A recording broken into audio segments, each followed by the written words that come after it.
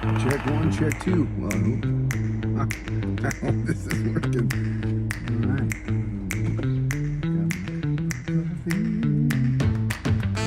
Driveway, quite obviously.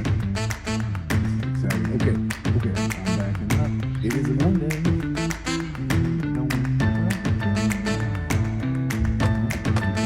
Good. Oh, the car. All right, looks like we're rolling. Hi, and thanks for tuning in. This is the Learn with John Eick podcast. All right, so it's day 14. It was maybe 2 full weeks. It took us 4 weeks to get here. But it's day 14 of school on the 180-day school calendar. I'm heading into my WORK. And I got an 11-minute commute. And what I've done for 13 days in a row is I've clicked record on the little voice recorder on my iPhone, and then I was talking with this friend of mine when I was at the skate park this weekend, and he was like, "Hey man, why don't you do the podcast? Like, why don't you put it on YouTube so people could see you talking?" And I thought, well, because I'm driving, and that seems like a terrible idea. So, of course, no bad ideas. So I'm gonna give it a try. So here I go. I'm driving in my car. I'm driving in my car. I'm driving in my car. I got this little thing at the $5 store. I wish I could have got it at a dollar store. Like a suction cup. I put it to the window, and it's holding my camera, and I'm recording a podcast. This is epic. I guess the cool kids call it a vlog. I don't know. So I feel like I want to narrate what's happening out my window, but I'm not going to. I'm going to dive right in. It is day 14, and I'm heading to school for the 14th day of school. It's still early in the year, but this morning I walked out to my car, and it was a little bit cool. Like, I don't know where you are in the country or the planet, but in my part of the planet, it's it's still summer, and it's hot, like typically, right? Or it's been 100 degrees at night, and so now I'm waking up in the morning, not 100 degrees at night, 100 degrees in the evening, like 4 o'clock, and now I'm rolling in to work. It's a little cool outside, like the temperature reads 65, and to me that's like freezing because I'm from California.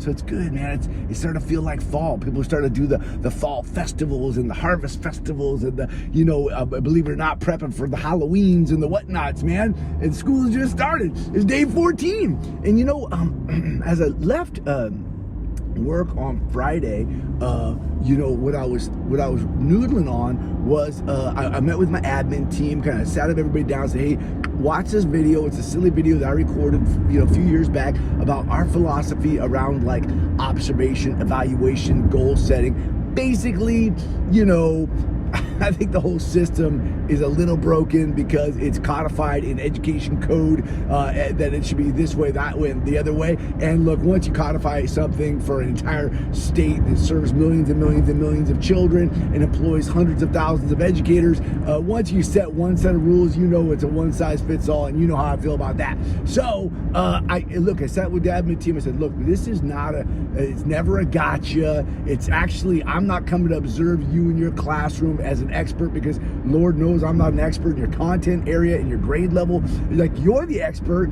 So what do you want me to do? What do you want me to look for? What do you want me to see? And I won't see anything other than what you tell me to see, which I kind of dig that idea. You know what I mean? Like, hey, I will come and be a set of eyes for you, but I am certainly not here to play gotcha and tell you what you're doing right or wrong, because Lord knows I don't know. I wouldn't know really what it looks like to do your shtick well. Now, I know what it looks like when I see good shticks, but like yours might be different than the person down the street. So this is kind of my riff on observation evaluation.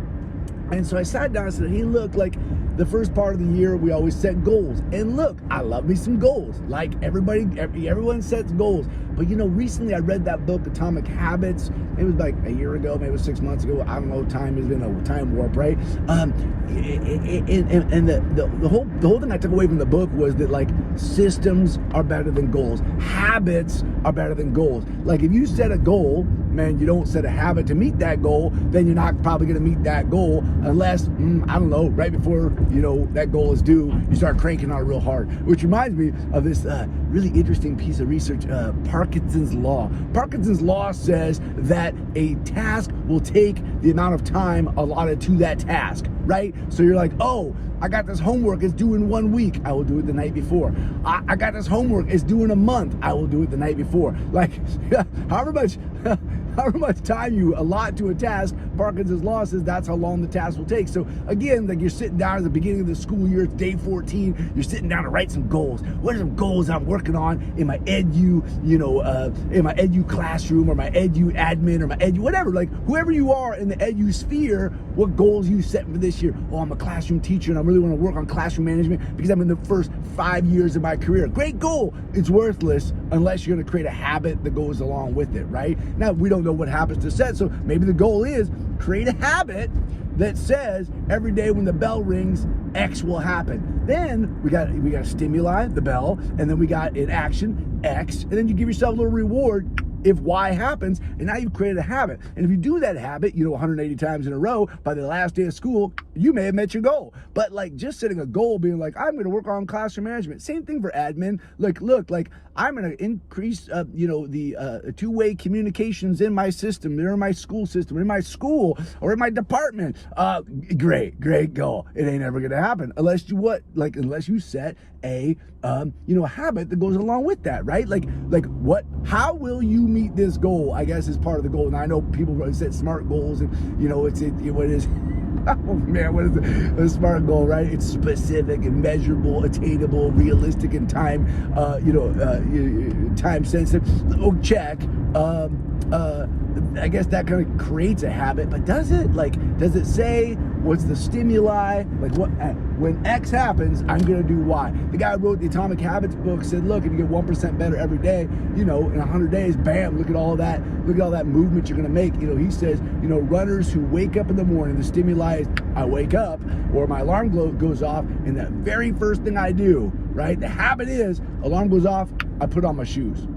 Once I put on my shoes, I can't go back to bed. That's the habit that gets me out of bed so that I can go and run in the morning or work out or whatever it is.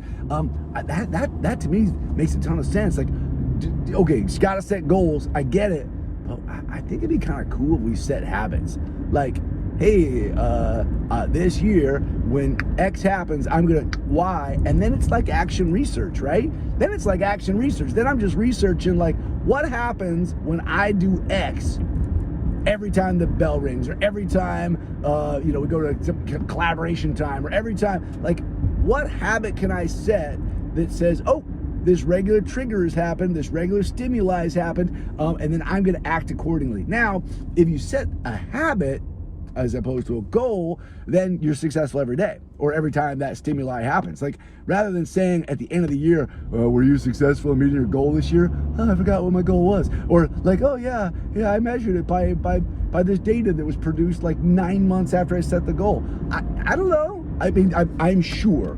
I am 100% sure that I'm 100% wrong 100% of the time. So I am sure that that works for a lot of people. Hey, I set a goal and I work toward it because I'm a responsible adult, and I produce some data and I utilize that data to measure how well I did on that goal. But I don't know, man. I need shorter iterations. I need shorter reps. I need okay, stimuli, engage in activity, check that box, give myself a reward. I engaged in the habit today, not I'm hoping to produce data tomorrow. So, I don't know. That's my riff today. Maybe one day I'll riff on this little Post-it note that my dad put on the refrigerator when I was, I was a teen. I was a young teen. I was 14 or 13 or 17. I don't know. I was a young teen. My dad put a little yellow Post-it note right on the refrigerator door. It said, "The universe rewards action." And I'm sure he got that from a conference, read it in a book or whatever, saw it on a bumper sticker. Doesn't matter where it came from or even what it meant to anybody else, but what it meant to me at a very young age was we all want things to come true in life. We all have hopes and aspirations, but they don't mean as much as the actual activity it takes to meet those hopes and dreams. So the universe rewards action. The universe says, hey man, take some action. and then you'll see what happened, and you'll be able to adjust, right? It's iterative logic. It's iterative thinking. I'll take a little step, and I'll see where that leads me, and I'll reevaluate, and I'll see if another step in that direction is appropriate, or if I should change directions. People get, analysis paralysis, right? They get stuck in the decision-making process, and they don't, take a step. They get paralyzed. Like, I believe the universe rewards action. I think the universe says, hey, come up with a plan, or a habit, engage that habit, and then iteratively decide, is that habit working? Is that working for me?